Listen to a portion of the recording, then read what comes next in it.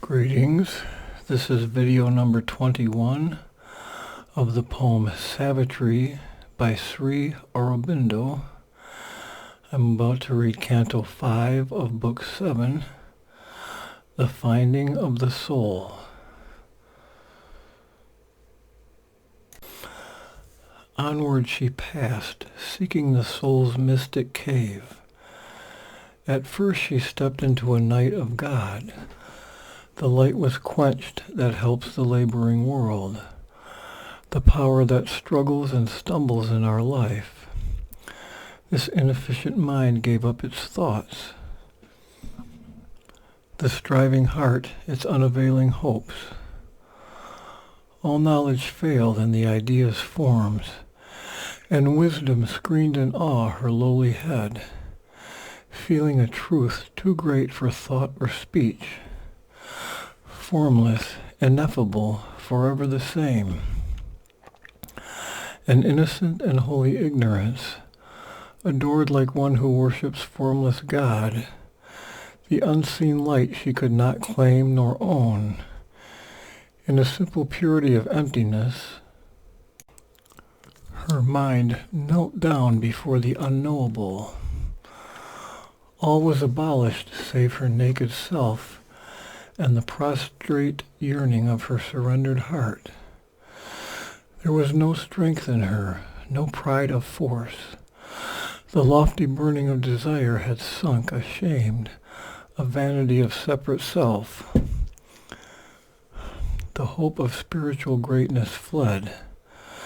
Salvation she asked not, nor a heavenly crown. Humility seemed now too proud a state. Herself was nothing, God alone was all. Yet God she knew not, but only knew God was. A sacred darkness brooded now within. The world was a deep darkness, great and nude. This void held more than all the teeming worlds. This blank felt more than all that time has borne. This dark knew dumbly, immensely, the unknown. But all was formless, voiceless, infinite.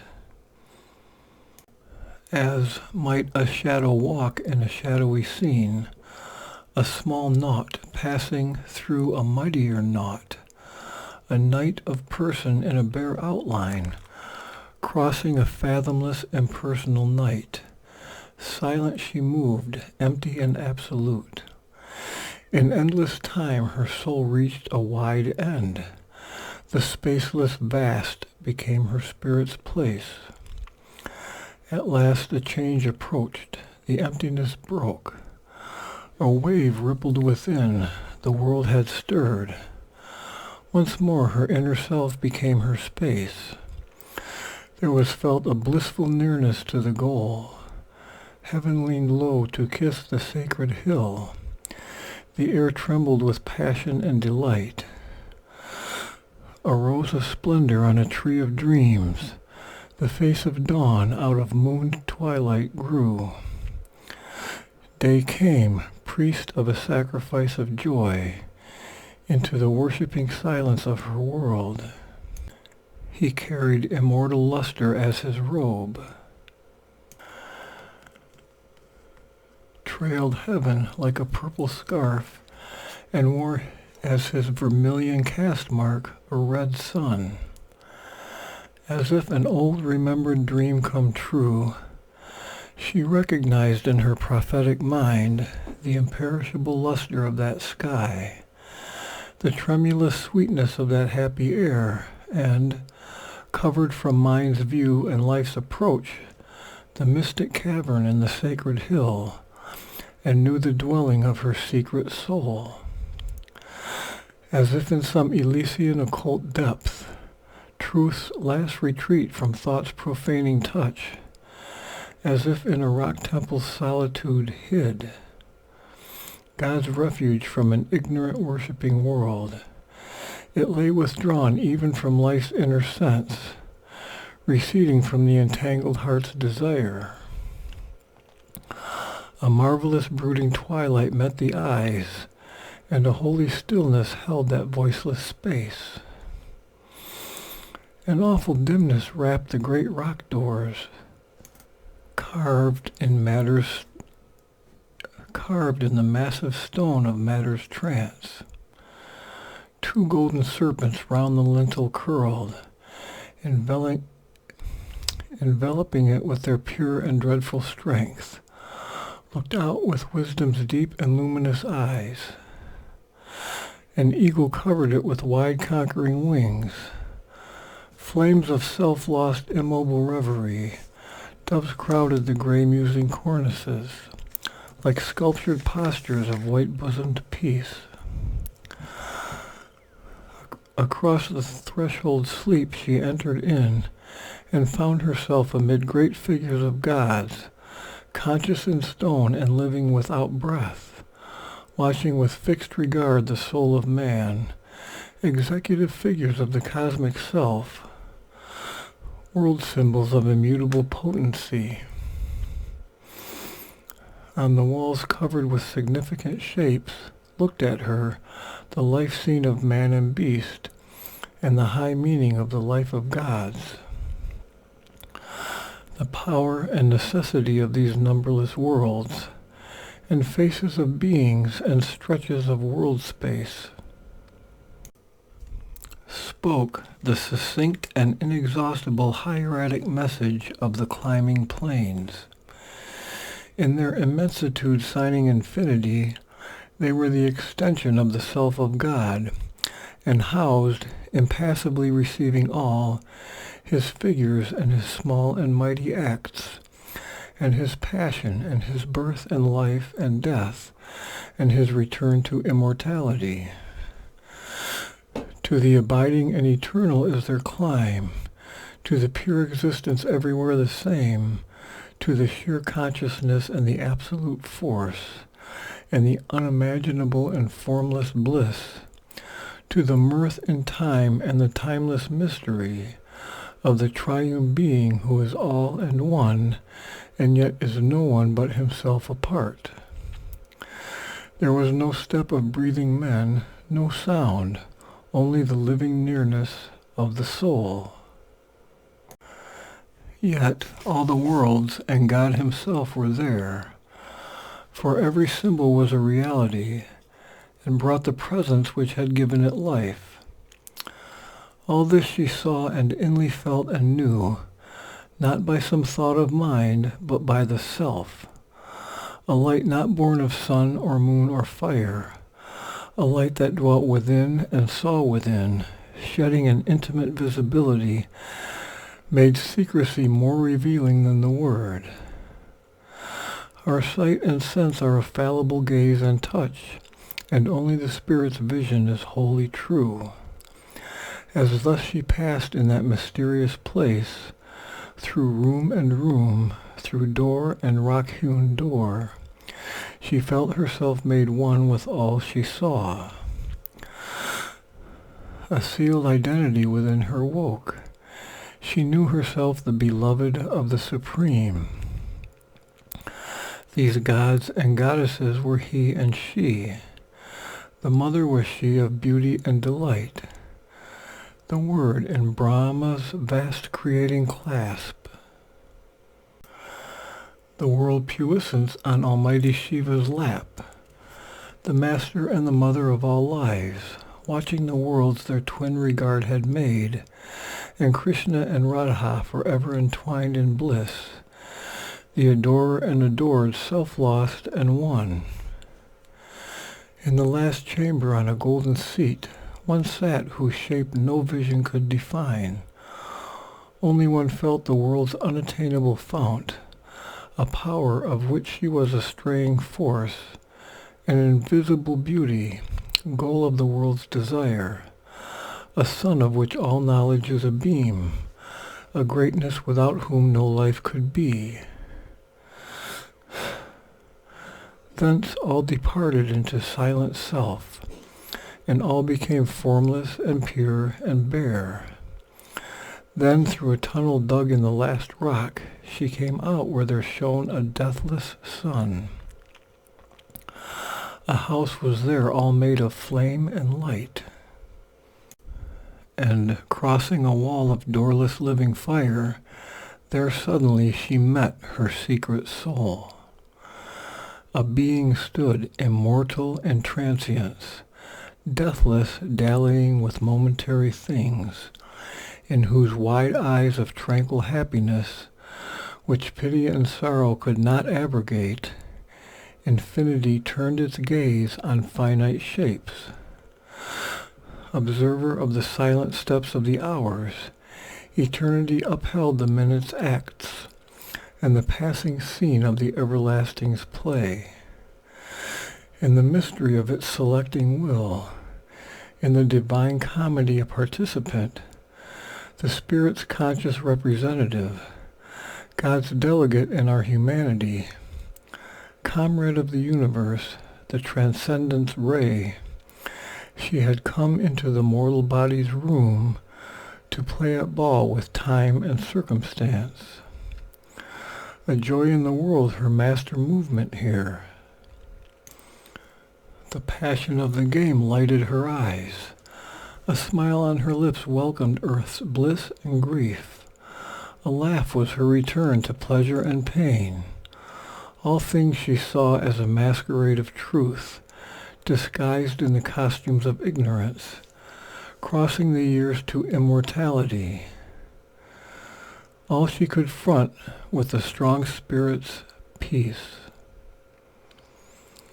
But since she knows the toil of mind and life, as a mother feels and shares her children's lives, she puts forth a small portion of herself, a being no bigger than the thumb of man, into a hidden region of the heart, to face the pang and to forget the bliss, to share the suffering and endure earth's wounds, and labor mid the labor of the stars. This in us laughs and weeps, suffers the stroke, exults in victory, struggles for the crown. Identified with the mind and body and life, it takes on itself their anguish and defeat, bleeds with fate's whips and hangs upon the cross, yet is the unwounded and immortal self supporting the actor in the human scene. Through this she sends us her glory and her powers, pushes to wisdom's heights through misery's gulfs.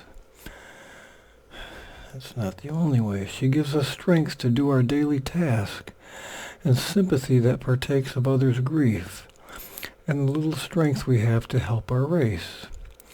We who must fill the role of the universe, acting itself out in a slight human shape, and on our shoulders carry the struggling world.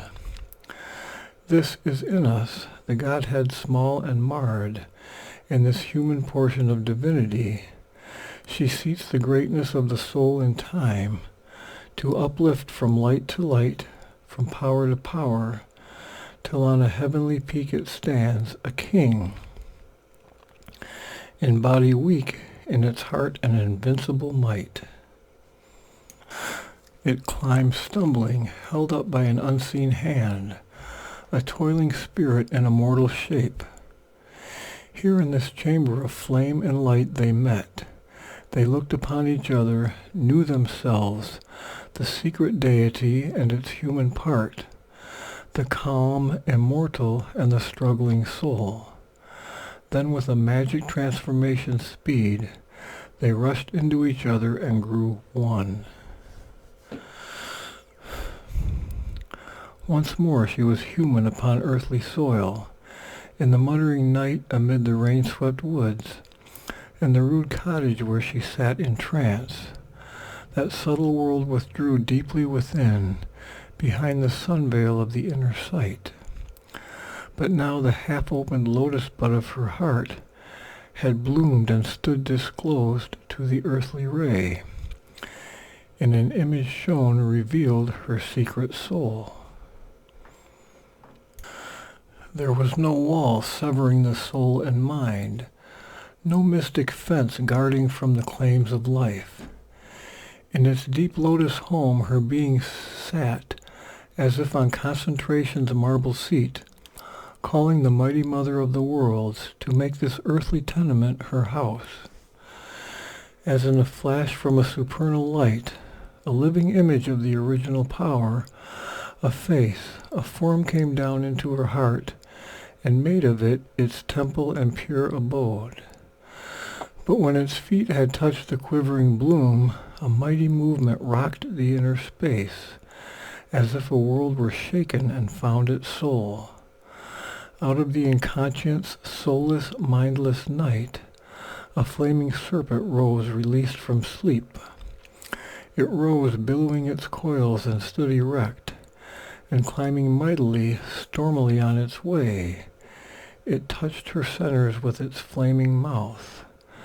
As if a fiery kiss had broken their sleep, they bloomed and laughed, surcharged with light and bliss. Then at the crown it joined the eternal space. In the flower of the head, in the flower of matter's base, in each divine stronghold and nature knot,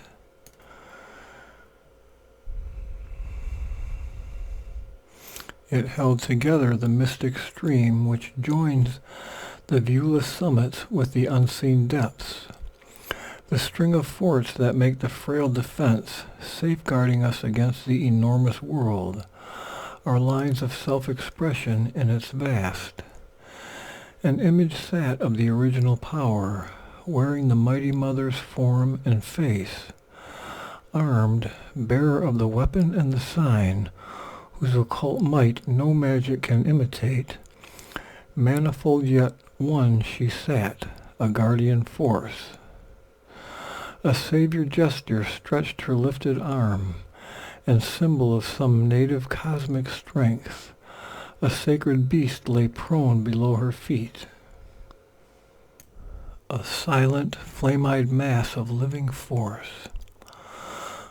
All underwent a high celestial change, breaking the black inconscience bind, mute wall, effacing the circles of the ignorance.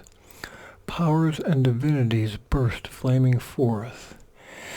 Each part of the being, trembling with delight, lay overwhelmed with tides of happiness, and saw her hand in every circumstance, and felt her touch in every limb and cell. In the country of the lotus of the head, which thinking mind has made its busy space, in the castle of the lotus twixt the brows, whence it shoots the arrows of its sight and will, in the passage of the lotus of the throat, where speech must rise and the expressing mind and the heart's impulse run towards word and act, a glad uplift and a new working came. The immortal's thoughts displaced our bounded view.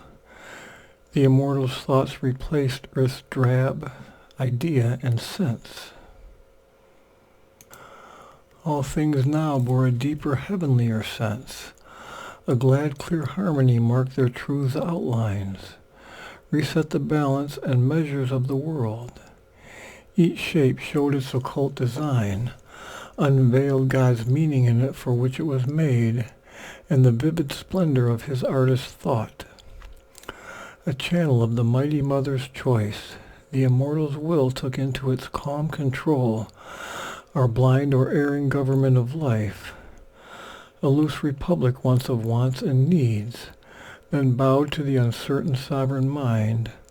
Life now obeyed to a diviner rule, and every act became an act of God. In the kingdom of the lotus of the heart, love chanting its pure hymeneal hymn made life and body mirrors of sacred joy, and all the emotions gave themselves to God.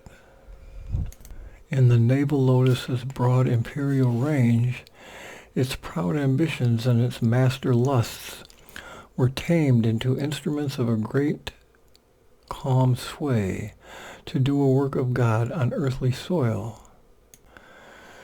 In the narrow nether center's petty parts, its childish game of daily dwarf desires was changed into a sweet and boisterous play, a romp of little gods with life and time. In the deep place where once the serpent slept, there came a grip on matter's giant powers for large utilities in life's little space. A firm ground was made for heaven's descending might. Behind all reigned her sovereign deathless soul, casting aside its veil of ignorance. Allied to gods and cosmic beings and powers, it built the harmony of its human state, surrendered into the great World Mother's hands. Only she obeyed her soul's supreme behest in the enigma of the unconscious world. A secret soul behind, supporting all, is master and witness of our ignorant life, admits the person's look and nature's role. But once the hidden doors are flung apart, then the veiled king steps out in nature's front. A light comes down into the ignorance. Its heavy, painful knot loosens its grip. The mind becomes a mastered instrument, and life a hue and figure of the soul. All happily grows towards knowledge and towards bliss. A divine puissance then takes nature's place and pushes the movements of our body and mind. Possessor of our passionate hopes and dreams, the beloved despot of our thoughts and acts, she streams into us with her unbound force, into mortal limbs the immortal's rapture and power. An inner law of beauty shapes our lives. Our words become the natural speech of truth. Each thought is a ripple on a sea of light. Then sin and virtue leave the cosmic lists. They struggle no more in our delivered hearts. Our acts chime with God's simple natural good, or serve the rule of a supernal right. All moods, unlovely, evil, and untrue, forsake their stations in fierce disarray, and hide their shame in the subconscious dusk. Then lifts the mind a cry of victory. O soul, my soul, we have created heaven. Within we have found the kingdom here of God, his fortress built in a loud, ignorant world. Our life is entrenched between two rivers of light. We have turned space into a gulf of peace and made the body a capital of bliss. What more, if more must still be done? In the slow process of the evolving spirit, in the brief stay between a death and birth,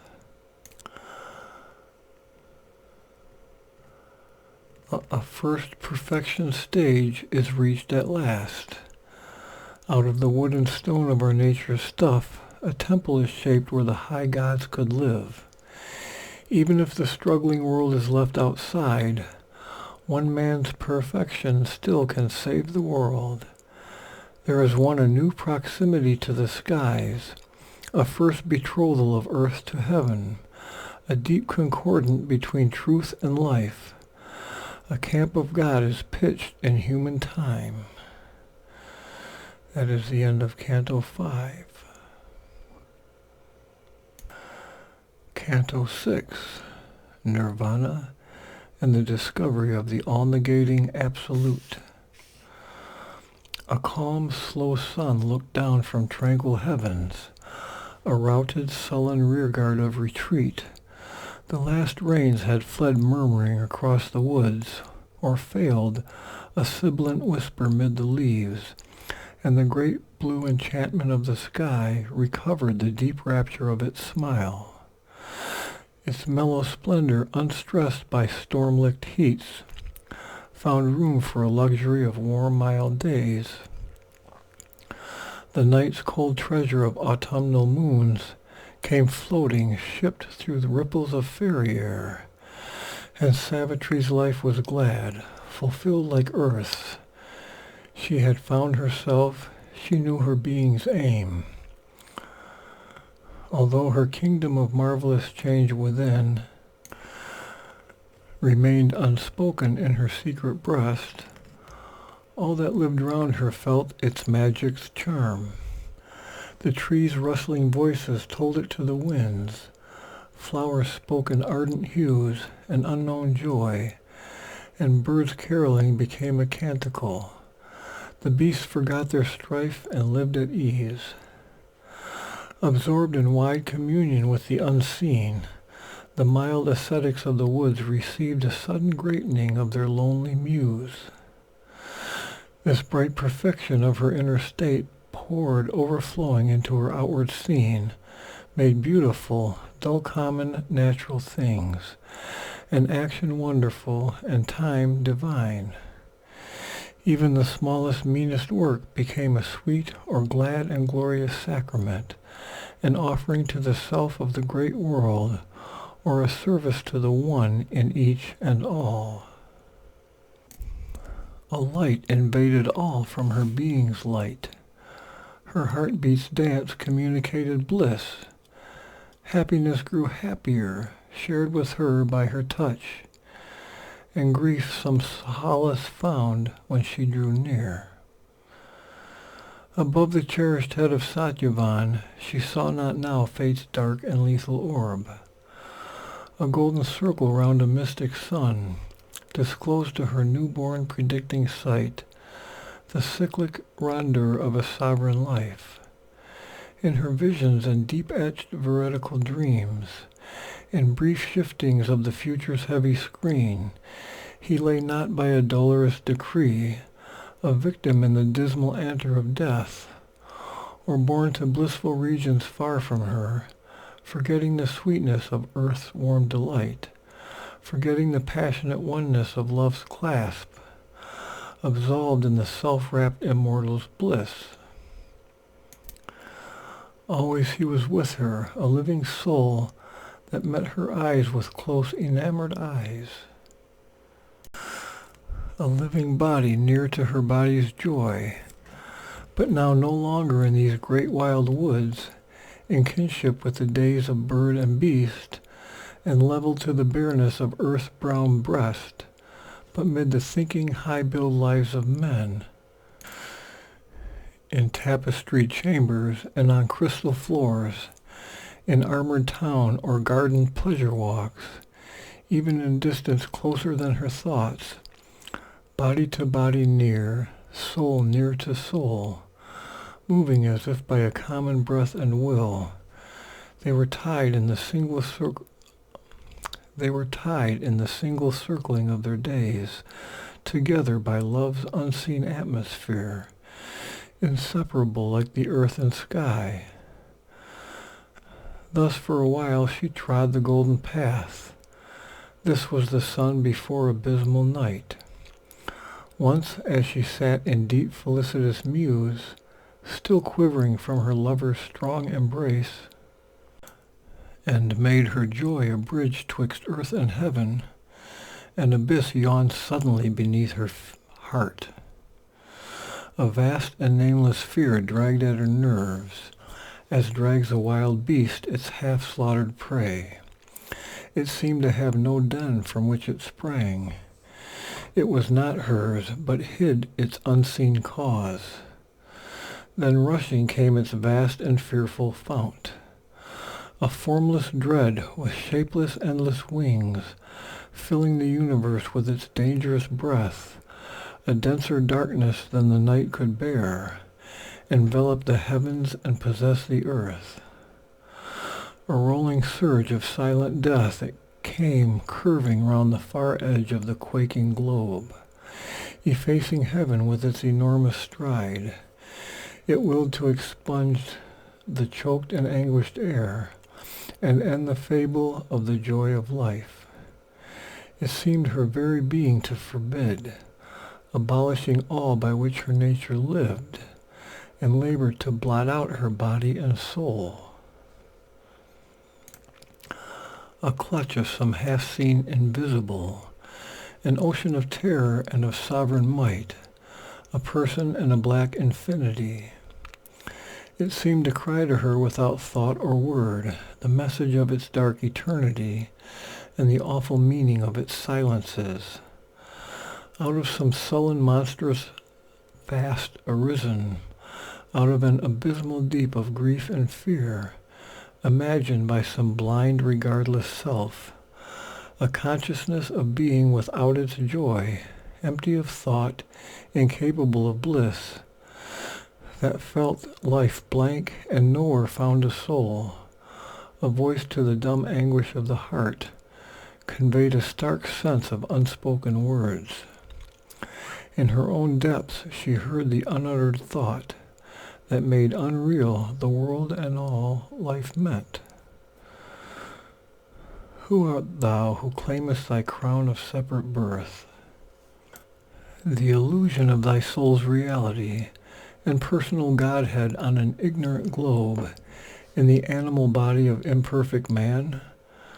Hope not to be happy in a world of pain, and dream not, listening to the unspoken word, and dazzled by the inexpressible ray, transcending the mute superconscious realm, to give a body to the unknowable, or for a sanction to thy heart's delight, to burden with bliss the silent still supreme, profaning its bare and formless sanctity, or call into thy chamber the divine, and sit with God tasting a human joy.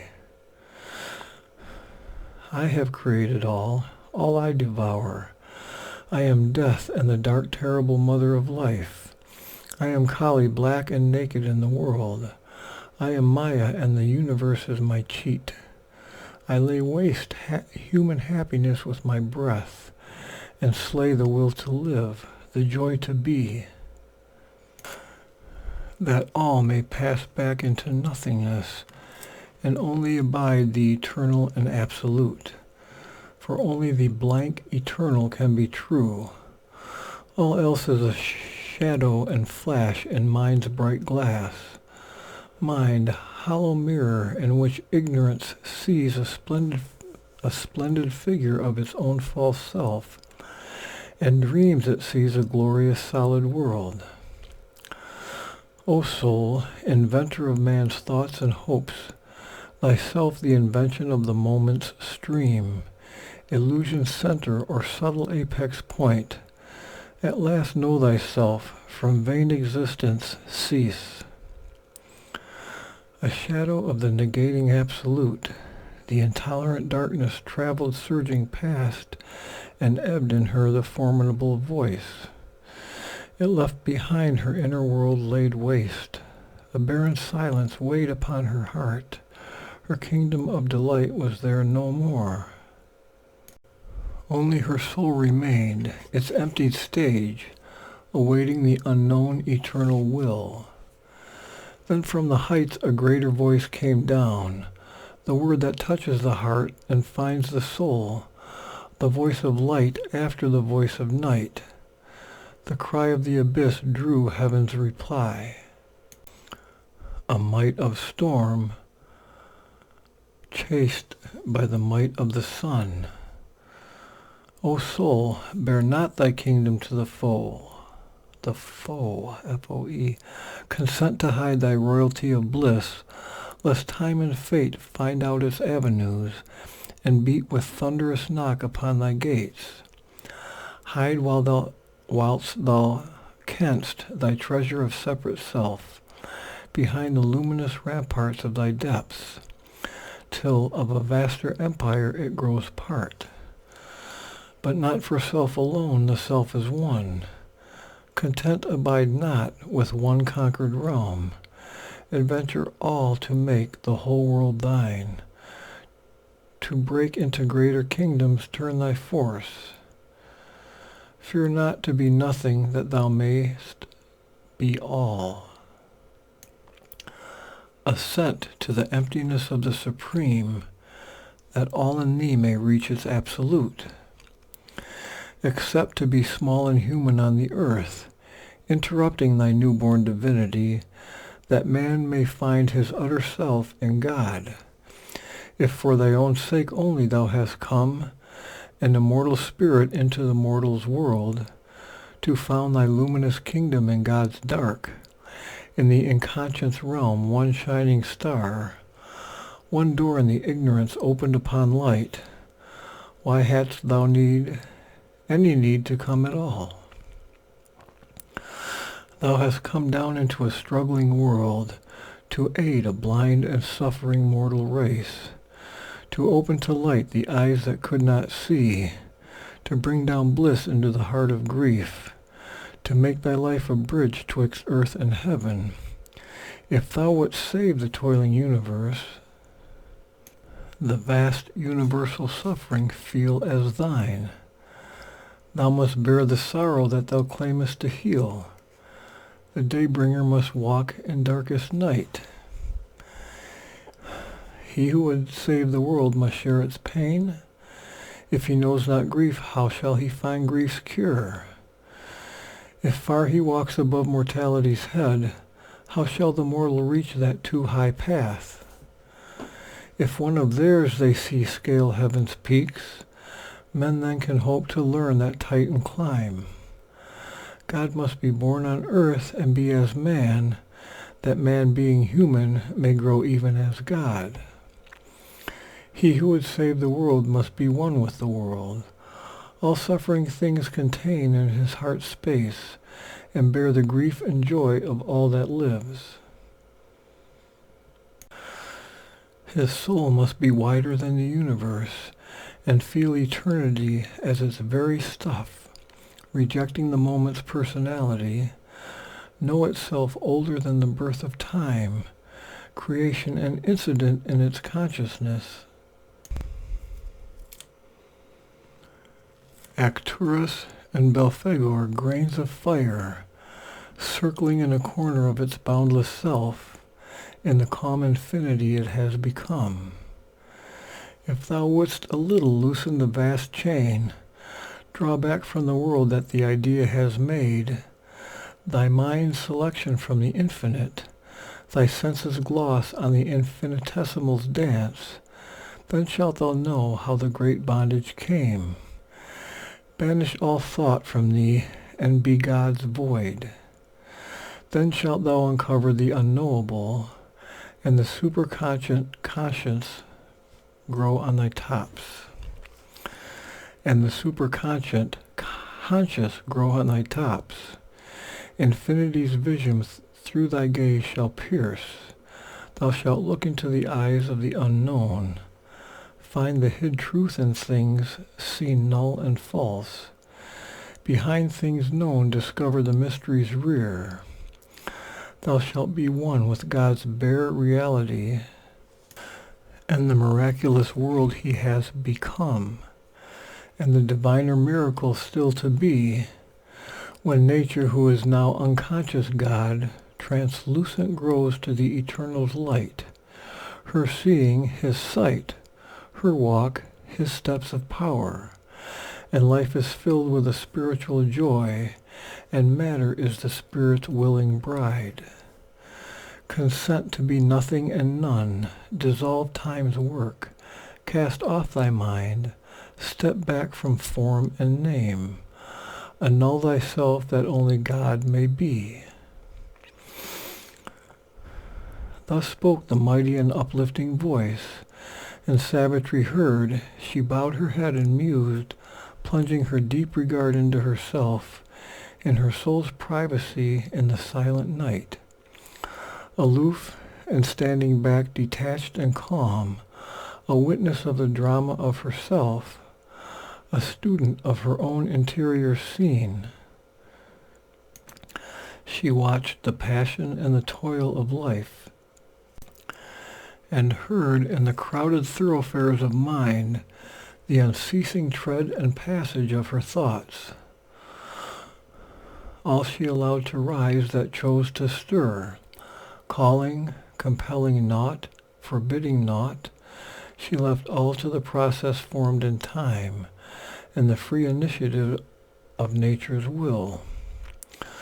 Thus, following the complex human play, she heard the prompter's voice behind the scenes, perceived the original libretto set, and the organ theme of the composer force. All she beheld that surges from man's depths, the animal instincts prowling mid life's trees, the impulses that whisper to the heart, and passion's thunder chase sweeping the nerves. She saw the powers that stare from the abyss, and the wordless light that liberates the soul. But most her gaze pursued the birth of thought.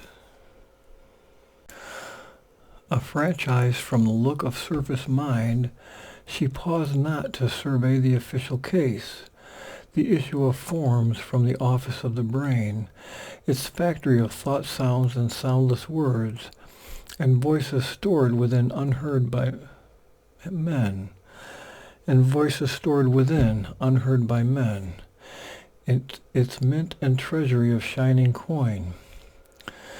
These were but contours in mind's symbol game, a gramophone's discs, a reproduction's film, a list of signs, a cipher, and a code. In our unseen subtle body thought is born, or there it enters from the cosmic field. Oft from her soul stepped out a naked thought, luminous with mysteried lips and wonderful eyes. Or from her heart emerged some burning face, and looked for life and love and passionate truth, aspired to heaven or embraced the world, or led the fancy like a fleeting moon across the dull sky of man's common days, amidst the doubtful certitudes of earth's lore.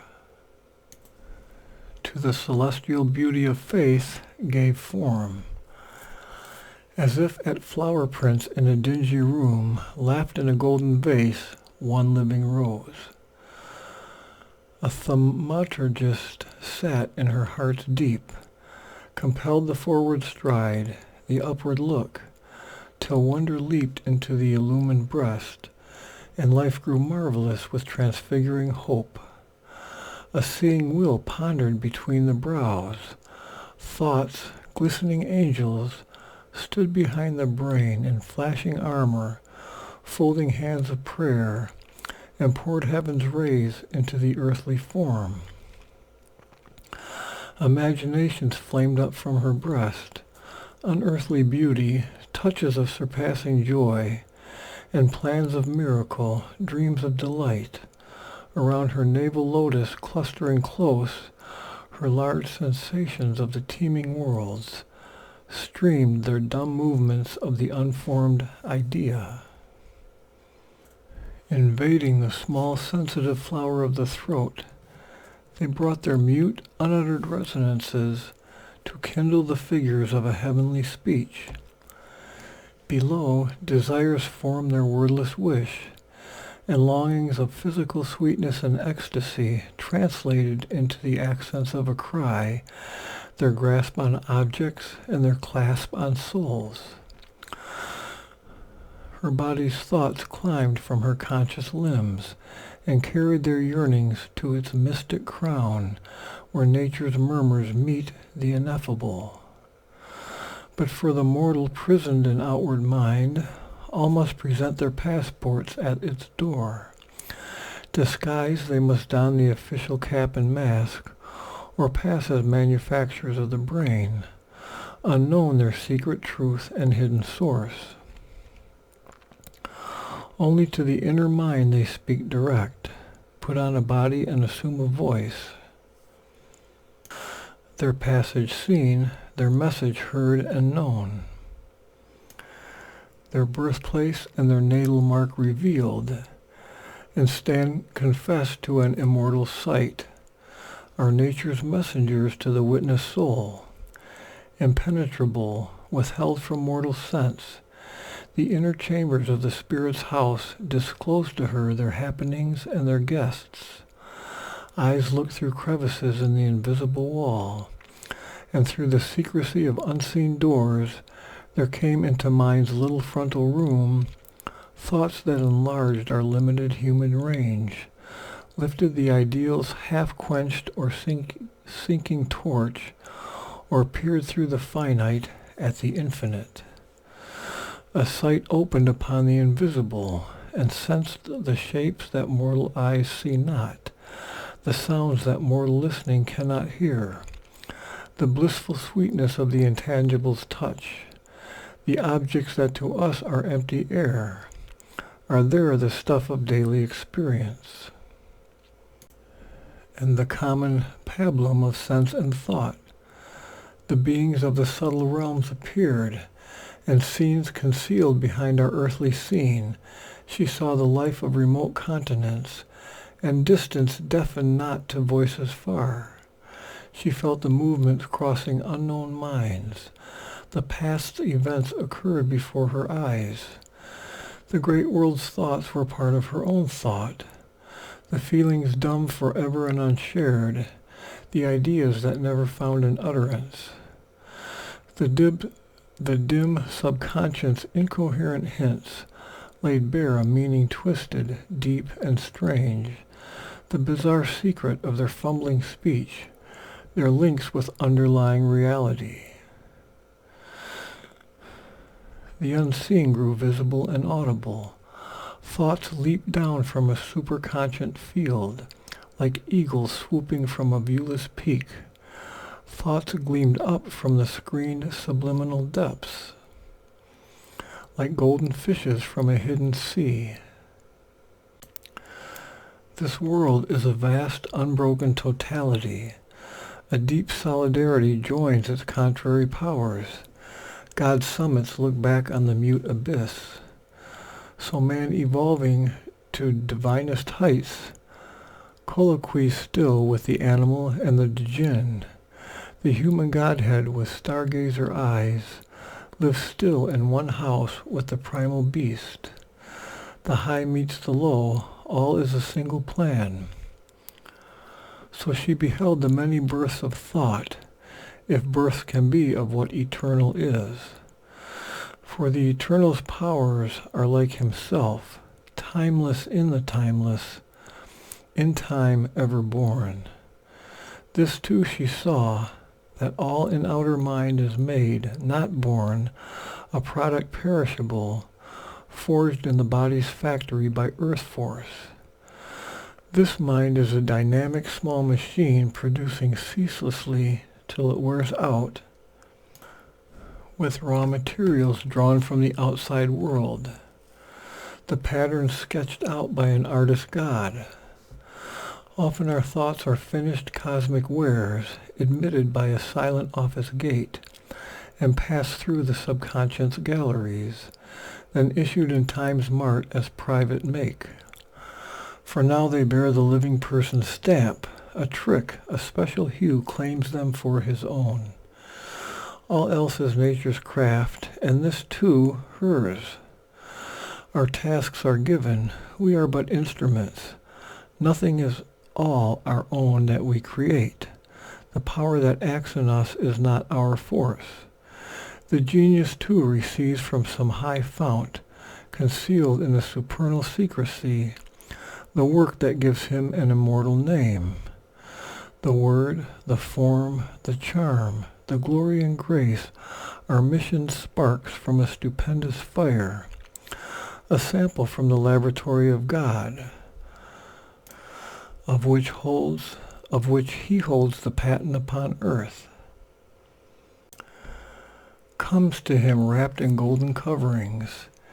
He listens for inspiration's postman knock, and takes delivery of the priceless gift, a little spoilt by the receiver mind, or mixed with the manufacture of his brain.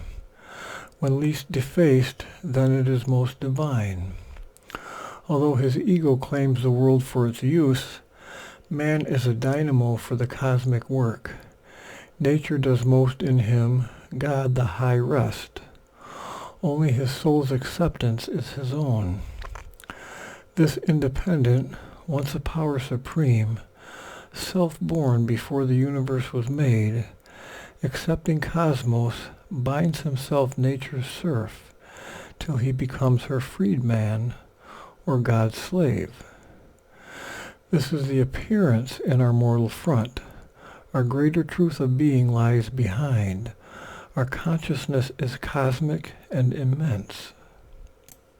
But only when we break through matter's wall, in that spiritual vastness can we stand, where we can live the masters of our world, and mind is only a means and body a tool. For above the birth of body and of thought, our spirit's truth lives in the naked self, and from that height, unbound, surveys the world. Out of the mind she rose to escape its law, that it might sleep in some deep shadow of self, or fall silent in the silence of the unseen. High she attained and stood from nature free, and saw creation's life from far above. Thence upon all she laid her sovereign will, to dedicate it to God's timeless calm. Then all grew tranquil in her being's space. Only sometimes small thoughts arose and fell, like quiet waves upon a silent sea, or ripples passing over a lonely pool, when a stray stone disturbs its dreaming rest. Yet the mind's factory had ceased to work. There was no sound of the dynamo's throb. There came no call from the still fields of life. Then even those stirrings rose in her no more. Her mind now seemed like a vast empty room, or like a peaceful landscape without sound. This men call quietude and prize as peace. But to her deeper sight all yet was there, effervescing like a chaos under a lid. Feelings and thoughts cried out for word and act, but found no response in the silenced brain. All was suppressed, but nothing yet expunged. At every moment might explosion come. Then this too paused, the body seemed a stone. All now was a wide, mighty vacancy, but still excluded from the eternity's hush. For still was far the repose of the Absolute, and the ocean silence of infinity. Even now some thoughts could cross her solitude. These surged not from the depths or from within, cast up from formlessness to seek a form, spoke not the body's need nor voiced life's call. These seemed not born nor made in human time, children of cosmic nature from a far world, ideas, shapes, in complete armor of words, posted like travelers in an alien space. Out of some far expanse they seemed to come, as if carried on vast wings like large white sails, and with easy access reached the inner ear, as though they used a natural privileged right to the high royal entries of the soul. As yet their path lay deep concealed in light. Then looking to know whence the intruders came, she saw a spiritual immensity, pervading and encompassing the world space, as ether our transparent tangible air. And through it, sailing tranquilly, a thought. As smoothly glides a ship nearing its port, ignorant of embargo and blockade, confident of entrance and the visa's seal, it came to the silent city of the brain, towards its accustomed and expectant quay, but met a barring will, a blow of force, and sank vanishing in the immensity. After a long vacant pause, another appeared, and others one by one suddenly emerged, mind's unexpected visitors from the unseen, like far-off sails upon a lonely sea. But soon that commerce failed, none reached mind's coast. Then all grew still, nothing moved any more. Immobile, self-wrapped, timeless, solitary, a silent spirit pervaded silent space. In that absolute stillness, bare and formidable, there was glimpsed an all-negating void supreme, that claimed its mystic nihil's sovereign right to cancel nature and deny the soul. Even the nude sense of self grew pale and thin. Impersonal, signless, featureless, void of forms, a blank, pure consciousness had replaced the mind. Her spirit seemed the substance of a name, the world a pictured symbol drawn on self, a dream of images, a dream of sounds, built up the semblance of a universe, or lent to spirit the appearance of a world. This was self-seeing. In that intolerant hush, no notion and no concept could take shape. There was no sense to frame the figure of things. A sheer self-sight was there. No thought arose. Emotion slept deep down in the still heart, or lay buried in a cemetery of peace. All feelings seemed quiescent, calm, or dead. As if the heartstrings rent could work no more, and joy and grief could never rise again. The heart beat on with an unconscious rhythm, but no response came from it and no cry. Vain was the provocation of events. Nothing within answered an outside touch. No nerve was stirred and no reaction rose. Yet still her body saw and moved and spoke. It understood without the aid of thought.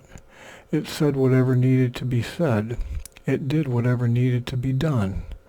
There was no person there behind the act, no mind that chose or passed the fitting word. All wrought like an unerring apt machine. As if continuing old habitual turns, and pushed by an old, unexhausted force, the engine did the work for which it was made. Her consciousness looked on and took no part. All it upheld, in nothing had a share. There was no strong initiator will. An incoherence crossing a firm void slipped into an order of related chance. A pure perception was the only power that stood behind her action and her sight. If that retired, all objects would be extinct. Her private universe would cease to be. The house she had built with bricks of thought and sense, in the beginning after the birth of space. This seeing was identical with the seen. It knew without knowledge all that could be known. It saw impartially the world go by, but in the same supine, unmoving glance, saw too its abysmal unreality. It watched the figure of the cosmic game, but the thought and inner life in form seemed dead, abolished by her own collapse of thought. A hollow physical shell persisted still. All seemed a brilliant shadow of itself, a cosmic film of scenes and images. The enduring mass and outline of the hills was a design sketched on a silent mind, and held to a tremulous false solidity by constant beats of visionary sight. The forest with its emerald multitudes, clothed with its show of hues, vague empty space. A painting's colors hiding a surface void that flickered upon disillusion's edge. The blue heavens, an illusion of the eyes, roofed in the mind's illusion of a world. The men who walked beneath an unreal sky seemed mobile puppets out of cardboard cut and pushed by unseen hands across the soil, or moving pictures upon fancy's film. There was no soul within, no power of life. The brain's vibration that appeared like thought, the nerve's brief answer to each contact's knock, the heart's quiverings, felt as joy and grief and love, were twitchings of the body, their seeming self. The body forged from atoms and from gas, a manufactured lie of Maya's make, its life a dream seen by the sleeping void. The animals lone or trooping through the glades fled like a passing vision of beauty and grace, imagined by some all-creating eye. Yet something was there behind the fading scene. Wherever she turned, at whatsoever she looked, it was perceived, yet hid from mind and sight. The one only real shut itself from space and stood aloof from the idea of time.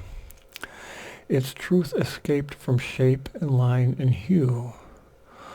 All else grew unsubstantial, self-annulled. This only everlasting seemed and true, yet nowhere dwelt, it was outside the hours. This only could justify the labor of sight, but sight could not define for it a form. This only could appease the unsatisfied ear, but hearing listened in vain for a missing sound. This answered not the sense, called not the mind. It met her as the uncaught, inaudible voice that speaks forever from the unknowable. It met her like an omnipresent point, pure of dimensions, unfixed, invisible, the single oneness of its multiplied beat, accentuating its sole eternity. It faced her as some vast naught's immensity, an endless no to all that seemed to be, an endless yes to things ever unconceived, and all that is imagined and unthought, an eternal zero or untotaled aught. A spaceless and placeless infinite, yet eternity and infinity seemed but words, vainly affixed by mind's incompetence to its stupendous lone reality. The world is but a spark burst from its light, all moments flashes from its timelessness, all objects glimmerings of the bodiless, that disappear from mind when that is seen. It held, as if a shield before its face, a consciousness that saw without a seer, the truth where knowledge is not, nor knower, nor known, the love enamored of its own delight, in which the lover is not, nor the beloved, bringing their personal passion into the vast, the force omnipotent in quietude, the bliss that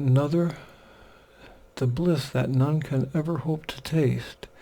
It cancelled the convincing cheat of self. A truth in nothingness was its mighty clue. If all existence could renounce to be, and being take refuge in non-being's arms, and non-being could strike out its ciphered round, some luster of that reality might appear. A formless liberation came on her. Once sepulchred alive in brain and flesh, she had risen up from body, mind, and life. She was no more a person in a world. She had escaped into infinity. What once had been herself had disappeared. There was no frame of things, no figure of soul. A refugee from the domain of sense, evading the necessity of thought, delivered from knowledge and from ignorance, and rescued from the true and the untrue, she shared the superconscious high retreat, beyond the self-born word, the nude idea, the first bare solid ground of consciousness. Beings were not there. Existence had no place. There was no temptation of the joy to be. Unutterably effaced, no one and null, a vanishing vestige like a violent trace, a faint record merely of a self now past, she was a point in the unknowable. Only some last annulment now remained, annihilation's vague, indefinable step. A memory of being still was there, and kept her separate from nothingness. She was in that, but still became not that. This shadow of herself so close to naught could be again self's point d'appui to live, return out of the inconceivable, and be what some mysterious vast might choose. Even as the unknowable decreed, she might be naught or new become the all. Or if the omnipotent nihil took a shape, emerge as someone and redeem the world. Even she might learn what the mystic cipher held. This seeming exit or closed end of all could be a blind tenebrous passage screened from sight. Her state the eclipsing shell of a darkened sun on its secret way to the ineffable. Even now her splendid being might flame back out of the silence and the nullity, a gleaming portion of the all-wonderful, a power of some all-affirming absolute, a shining mirror of the eternal truth, to show to the one and all its manifest face, to the souls of men their deep identity. Or she might wake into God's quietude, beyond the cosmic day and cosmic night, and rest appeased in his white eternity. But this was now unreal or remote, or covered in the mystic fathomless blank. In infinite nothingness was the ultimate sign, or else the real was the unknowable. A lonely absolute negated all. It effaced the ignorant world from its solitude, and drowned the soul in its everlasting peace. And that is the end of video 21 of the poem Savitri by Sri Aurobindo, the end of Canto 6 of Book 7.